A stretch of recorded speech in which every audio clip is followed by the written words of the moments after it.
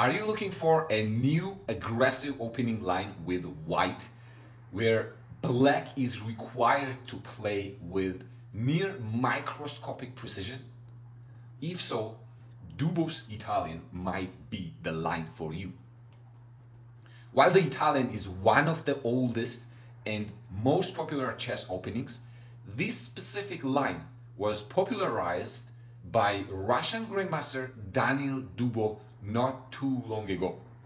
His victory against Sergei Karjakin won Game of the Year in 2020 and brought this system into the spotlight.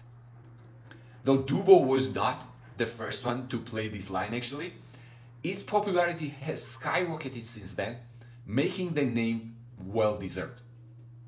I've been following its development closely, and after seeing Christopher Yoo, one of the brightest young American talents, employed in a recent tournament in California to beat a fellow grandmaster in 22 moves. That's right, not random player, fellow grandmaster in 22 moves. That's right. I decided to share a few of his games. These games offer an exciting glimpse into the potential of this opening and might inspire you to give it a try. But remember, like any aggressive opening, it comes with risks. If you want to dive deeper and learn more about this line, Jan Gustafsson's course on aggressive 1e4 would be a great resource, together with Han Schatz's Dubov Italian. Both on Chessable. I will be linking for your convenience in the description. Now, let's get started. Alright, this is the game that I have in mind, played by Christopher Yoo. Let's see. E4, E5, knight goes to F3, knight goes to C6, white plays bishop to C4, black responds it with bishop C5, and white goes C3 here, preparing a D4 push, alright, trying to take control over the center. Black plays knight F6 to attack the E4 pawn, and white follows it up with D4. E takes D4, and here we have one of the oldest games in the recorded chess history, was famous Grecco game. Gioacchino Grecco, by the way, if you're not familiar with the guy, you should get familiar with him, because he was the first chess professional, so-called. What that means is, guy made living out of chess in 1600s. Can you guys imagine? 1600s, that's right, okay? People are still running with horses outside, and here comes this guy who says that, you know what, I'm gonna try to make living with the game that no one has heard of. All right, I think these type of people definitely deserve respect from the chess world. I'm gonna review that game actually quickly. I think that game continued with c takes d4, bishop goes to b4 check, knight goes to c3. I'm gonna review this very quickly. Now, knight takes e, black wins the pawn. White says, I'm gonna sacrifice even more material, very much characterized for romantic era of chess, which was the thing back then. Sacrifice everything else for the quick attack, checkmate an opponent's king, and quick development. Now, nowadays we know that black's best response here is taking on c3 with the bishop and then going d5, securing the center, and next going short castle. But back then, material was everything basically. So knight takes c3 was played in the game, b takes c3, bishop takes c3, queen goes to b3, sacrificing the rook for the f7 pawn. But the major detail here is that the king is gonna get stuck in the center and is not gonna be able to castle. King moves on f8, then bishop goes to g5 with the tempo, almost trapping the queen. Knight e7 would be the only defensive move, and now white brings another minor piece into the attack. 3 minor pieces now into the attack, while black is barely defending with any. Now, black has already grabbed a lot of material, so what's another pawn, especially if it attacks the pawn on e5? Bishop goes to g6, double exclamation mark move. The point here is white wants to go queen f7 checkmate, and that square is defended by 2 white pieces. If black captures the knight, then bishop protects the queen. If capturing on g6, then knight protects the queen.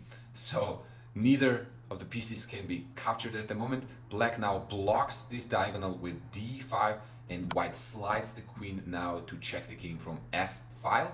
Bishop blocks it, then white bishop captures it. Now black bishop captures white knight. Bishop e6, discovered check from the f file. If king moves on the side, queen f7 would be checkmate. Bishop blocks it with bishop f6, captures on f6, king moves on e8, bishop takes g7, renewing the threat of queen f7. So I believe this was the position black resigned, because the only move to stop the checkmate would be moving the queen away, and then queen f7 check, king moves on the side, bishop takes h8, white wins the material, is already ahead, and attack still continues. So black is pretty much doomed. Let's go back to our position here, and I want to give you perspective here. What are some of the popular lines here? e5 is another one. That's probably the main line. Black responds it with d5, and then white will go bishop b5, knight e4, takes on d4. Now either bishop goes to b4 check or retreats back to b6, and we have ourselves center attack, so-called, right? Which is very popular at all levels. Now, the move that we're gonna be looking in this video is b4. This is the line that was brought to popularity by Daniil, Dubov, and let's try to deconstruct what are some of the ideas here. Bishop retreats back to b6, and now white goes e5 to attack the knight. Black moves the knight on e4. This is the position where probably black has two main moves. One would be knight e4, which was also played in the Dubov Karjakin game. Another very interesting move here, which deserves the attention if you are gonna play this line, you want to be familiar with, is d5. Right? We'll see a few games in this, so I'm gonna focus now on knight e4, and one of the games that I'll be showing in this video will include d5, so we'll keep that line for those games. All right, so on knight e4, white plays bishop to d5 because black wanted to play d5 on the next move, and white wants to stop that at any cost. Now if white was to capture on d4, then d5 here, black now attacks the bishop, takes down white's center in case white decides to go en passant here. If not, then loses white will lose the b4 pawn. So this is no bueno. We do not want to go with that. We want to go bishop d5, attacking this knight and pretty much force that knight to take another one of our pawns with knight takes c3. Now we take back with knight c3, d takes c3, and here comes the first position where Christopher deviates from the Daniil's game that we have mentioned a lot of times already, where Daniil continued with bishop to g5, and the point here is knight to e7, short castle. Black has an additional option of going h6, bishop h4, and then g5, which leads to crazy complications. White sacrifices the piece here with knight g5, knight takes d5, then knight has to retreat back to f3 to defend this bishop. Knight also retreats back, then bishop goes to f6, rook goes to g8, and the line goes, I believe, queen d2 or d3, then going to h7. Wild position. All right, black will still have trouble here finishing the development or getting pieces out, not just finishing the development. But as recommended in Jan Gustafsson's course, Christopher goes with the short castle. I believe this is a slight improvement over the 2020 game, and we will see why. The point here is that white is waiting for black to finish the development with short castle and then go bishop g5, which is what happened in the game. And here we have the first inaccuracy in the game. Knight goes to e7. Now instead, queen e8 would be a better move. However, this is still unclear. I would say white probably goes here, rook to e1, h6, then bishop goes to f6 here. Let's say if you take on b4, bishop b3. So still crazy complications, but I would say game is extremely unclear. if you're not familiar with the computer suggestion here, I think knight e7 is a very natural move to block white's attack. Now, Christopher plays bishop to b3 here, which computer gives as inaccuracy, saying that rook e1 would be slightly better, okay? I'm not sure actually why that is. So let's look at bishop b3, which I think makes a lot of sense. Looking up a few games in this line, I think this is a standard idea to set up the battery along this b1 h7 diagonal, all right? And that's what happens here. Next, black plays h6 to attack the bishop on g5, but white says, be my guest, please. If you want to capture that bishop on g5, I'll be happy, because then knight takes g5, and this is pretty much game over actually. +5. If you play g6, queen h3, and checkmate cannot be stopped from h7. If you move the rook away, queen h7, and then queen f7 is going to be a check. All right, so after knight takes g5, if you block it with the knight, now this bishop is pinning your king, so we can just take the knight and still threaten to checkmate on the next move. Black will be forced to give up a queen here. So also the lights out pretty much. So on queen d3, black plays queen e8, which turns out to be decisive mistake in the game already on move 12. All right, move 12. So on queen d3, apparently the only move not to lose immediately would be d6. Then white continues with bishop c2 here to renew that threat of the checkmate.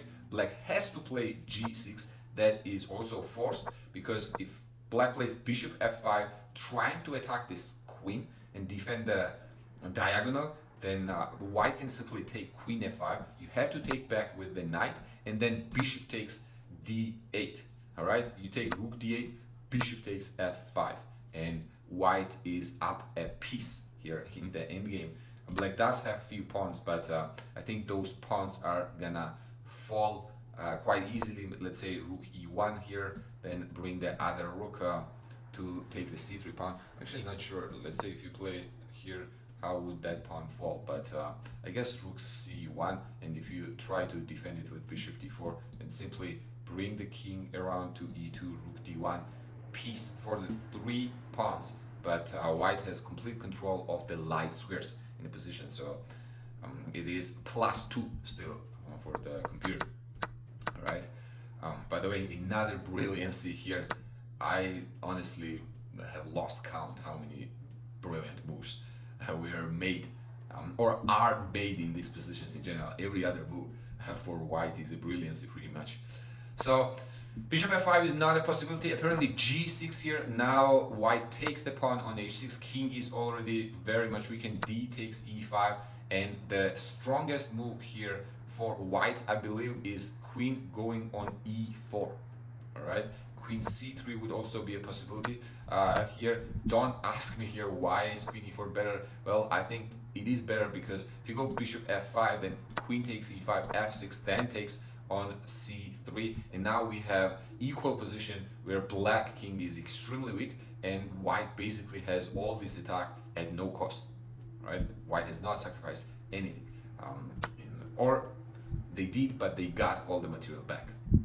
All right, so the line continues here, either knight c6 or knight f5, and then taking on f8, and white still wins an exchange for just 1 pawn. But this apparently would be the best bet for black, because what they did in the game, which was queen e8, after a move such as rook a to e1, game is pretty much decided because now black is going to be stuck. They cannot play d6, and white's plan is simply to play bishop c2, bishop f6.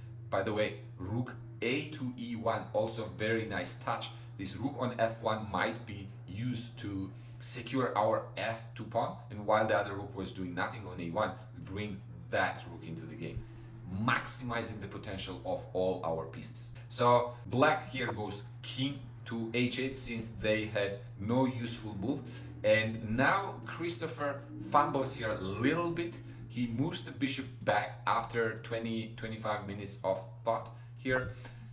The move that would decide the game immediately here apparently is bishop to f6. Our computer says h4 is also now +3, but bishop f6 I think makes a lot more sense. Obviously you cannot take that pawn because e takes f6 and now black is dead on the e file, and also bishop c2 is the threat.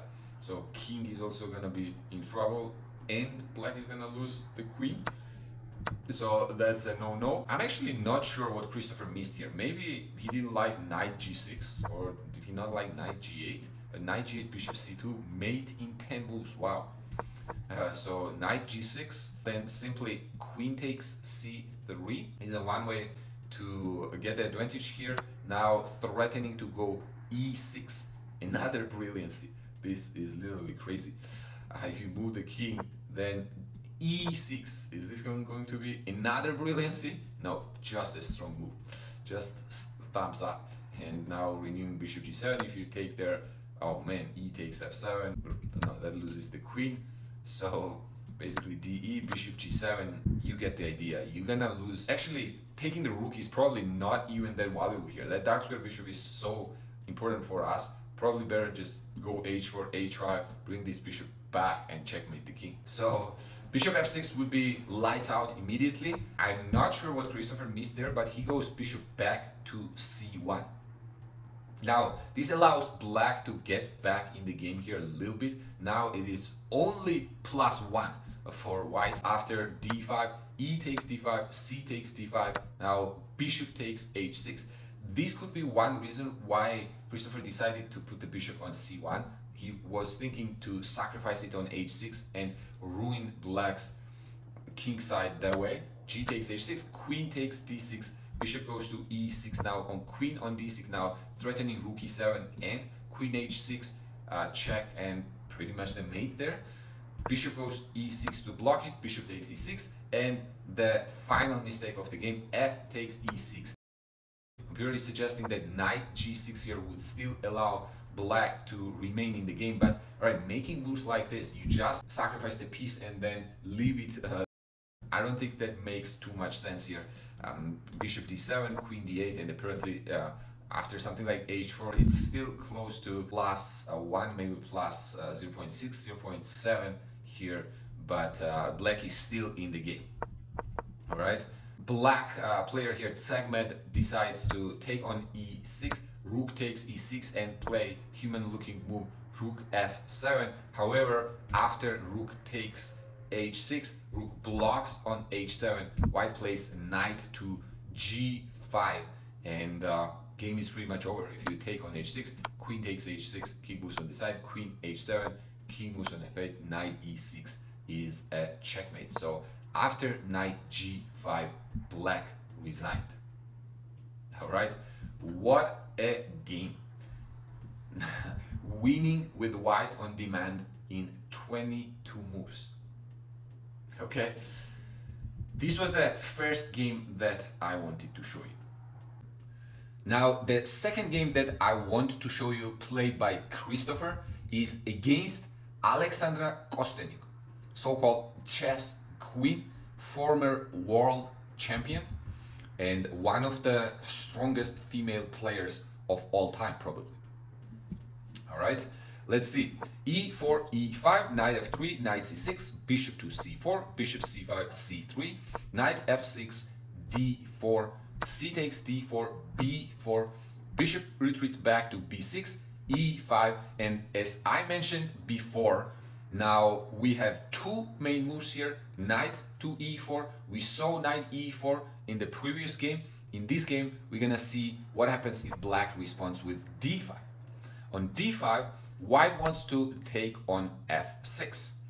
D takes c4, and this is an important moment right here, okay, for our memory, if we are going to give this line a try. White now goes queen e2 check. This is an important detail to remember, that we go check first because white pawn on f6 controls the e7 square, a very important square here, so black is not able to block it basically with either queen e7 or knight to e7. All right. Now, if we were to take on g7 first, and let's say we go there, then now queen e2 would be responded with queen e7, and black would claim big advantage. Okay, so a very important detail not to get mixed up. White goes queen e2 check, bishop e6, pretty much forced move. Bishop is the only piece that can block right now check without losing material. And here again, white does not take on g7 immediately. White goes b5, right? This is also for a reason. I believe if f takes g7, rook g8, and then we go b5, I believe now knight can retreat back to e7, which would put them in a better position. By the way, I'm not afraid to say that I myself also do not fully understand all the intricacies of this position. All right, this is extremely complex position that is risky for both sides. Okay, I just want to be clear on that. Now, white goes b5 here, attacking the knight. Now, this knight has to move somewhere else. The most popular move here is d3, which makes a lot of sense, right? There were a lot of pressure in the center. It looked like knight was defending on d4 pawn. So if black can make a move with the tempo attacking the queen, why not, right? Now, this move actually is a mistake and gives white a lot of play here, all right? Queen goes to e4. Now, already getting ready to take on g7 and then on h7, where white's attack will have very tangible threats. Alexandra moved the knight on a5, f takes g7, rook goes to g8. Now, Christopher here captured the pawn on h7, all right? Now, Jan Gustafsson in his course here recommends that a better move is to go bishop g5 first, make sure black cannot block it with f6, and on queen d5, then take on h7. If, let's say, long castle is not actually a possibility because of this bishop on g5. If king d7, I believe the move here is to go short castle. This is also an important moment. We want to get king away as soon as we can, because if we play knight d2, let's say right here, black may have bishop f5 attacking our queen and then bringing the rook on e5 with the check, and we're gonna be the first one getting in trouble. All right, so we want to go castle here, then play knight bd2, rook a to e1 with threats like knight e4 going on f6, rook e5. A lot of fun play with white, I would say, with both sides, but white is having more fun, right? So that is a little improvement, but in the game, I think being a Title Tuesday game, Christopher goes with queen takes h7, immediately attacking that rook, king goes to d7, then bishop goes to g5, attacking the queen. Now queen e8 to create this discovered attack threat. Obviously white is not gonna allow that. Go short castle here. Black continued with a6.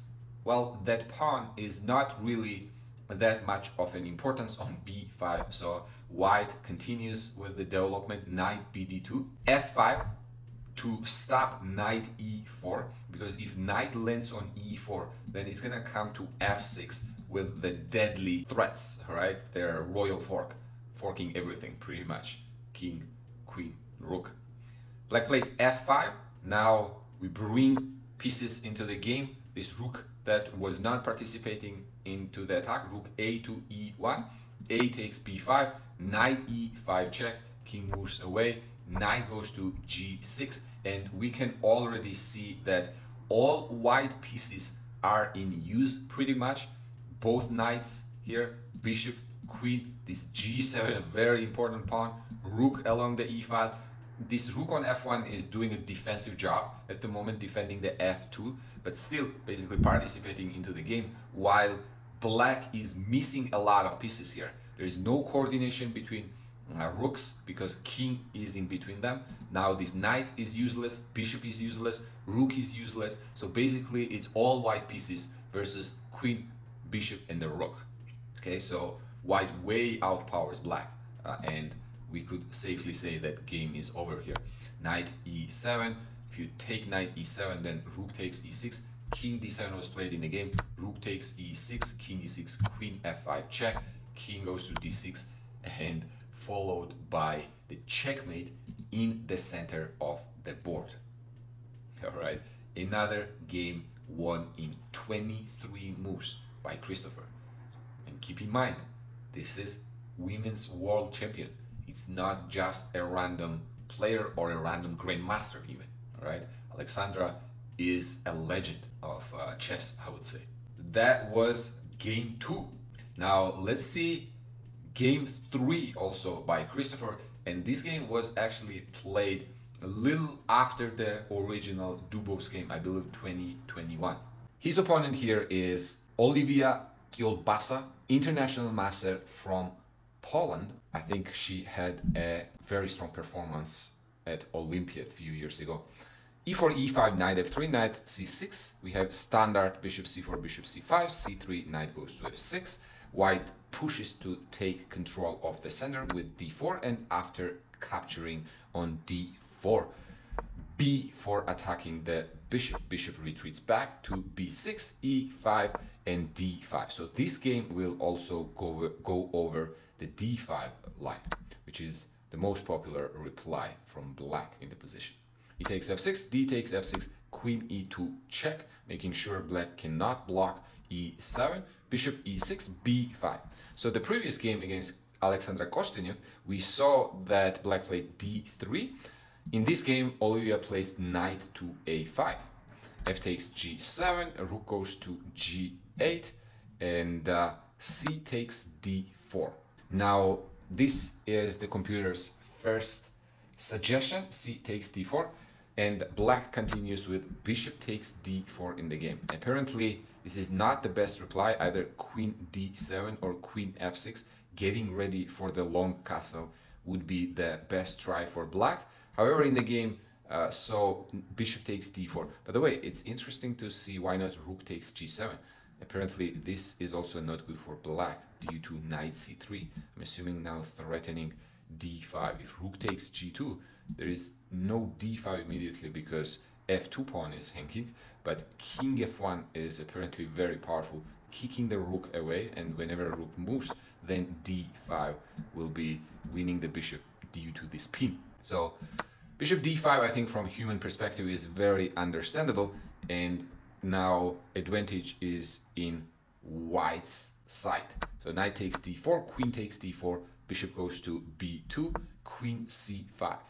It's actually pretty interesting that although black did not really do much wrong after bishop f6, not allowing long castle, white is borderline winning, almost +2 in evaluation. I'm assuming that Christopher was not really familiar with the computer's suggestion in this particular position, so he goes queen to e5, trading queens. Now we gotta do the count here: 1, 2, 3, 4, 5, 6 pawns versus black's also 6 pawns. So the material is equal, but I think this g7 pawn should give white initiative, and computer agrees with that. Knight goes to c3, bishop f5, short castle. Now also, if we compare the minor pieces, this knight on a5 at the moment is completely useless, cannot really get back into the game comfortably. Bishop d3, rook f2, e1, c6, and I really enjoyed this moment here, going over this moment. So as I mentioned, black knight on a5 is offside, right? And black wants to get that piece into the game somehow. So Oliwia's attempt was to play c6, try to trade on b5 and then bring the knight back to c6. But a very nice touch, b6. I believe point of which is if a takes b6, knight a4 gets black king in the trouble. Now knight b6 is a checkmate threat, as wild as it may look.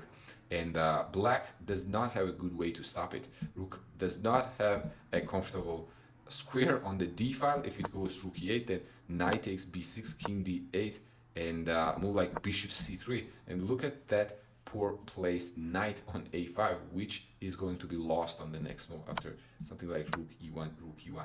So that proves the century-old saying, your one piece stands bad, your entire position is bad. I think this is a very good illustration of that. So instead of capturing on b6 here, black refuses, goes a6, so they don't lose material immediately. Now rook goes to e3, c5, bringing other rook into the game. Now all white's pieces are into the game. Bishop, knight, both rooks involved, while black knight on a5 is offside. Rook is stuck defending the passer here on g7. So white's position is pretty much winning. It's near +5 with the evaluation of the computer. Knight d5, now the knight is headed towards f6, rook goes to e6, simply retreating the bishop back, attacking the knight, and renewing the threat of knight e7 check. Here, rook takes e3, rook takes e3, knight gets back to defend the e7 square. Now white simply plays rook g3, trying to renew the threat of promotion here with knight f6, and on bishop g6, h4, threatening h5. If whenever bishop moves away, then knight f6 will win the rook and the game pretty much. Black plays h5, and white goes f4. Now black was able to stop the h pawn, but f pawn is going to be unstoppable on the next move, f5. Black cannot play f5 because of rook g6.